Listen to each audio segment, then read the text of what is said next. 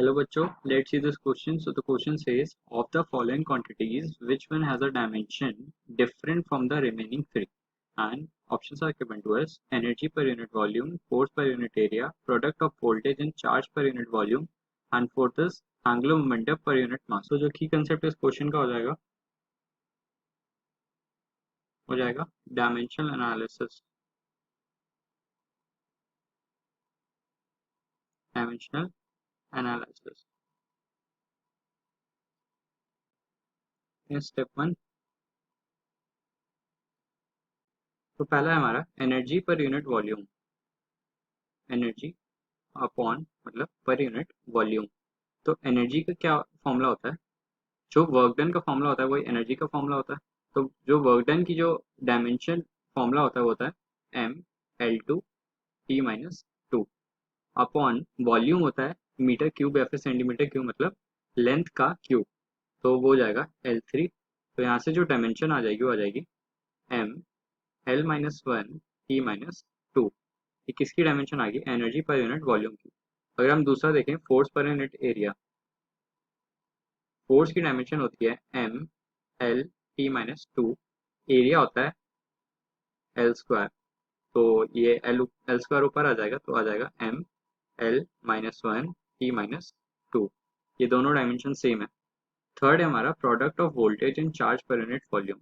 अगर हम वोल्टेज का फॉर्मूला देखें तो वर्क डन होता है Q इंटू वी. तो यहाँ से अगर हम वोल्टेज की डायमेंशन निकालें तो W अपॉन क्यू आएगी.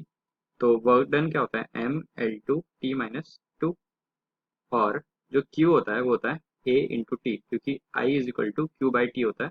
तो I इंटू टी हो जाएगा. तो I का क्या डायमेंशन होता है? A मतलब एम्पियर. तो ये हमारा वोल्टेज आ गया.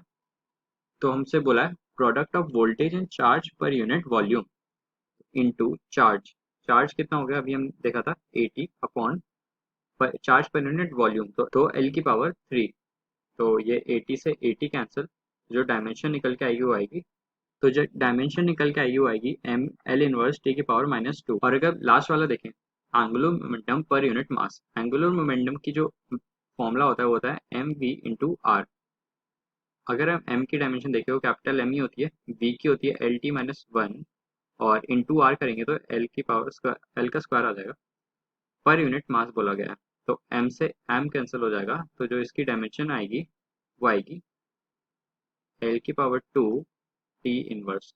और ये डिफरेंट है इन तीनों से, क्योंकि तीनों में आ रही है m L 1 T-2 और इसमें आ रही है L2T-1. तो जो स्टेप 2 हो जाएगा, एंगुलर मोमेंटम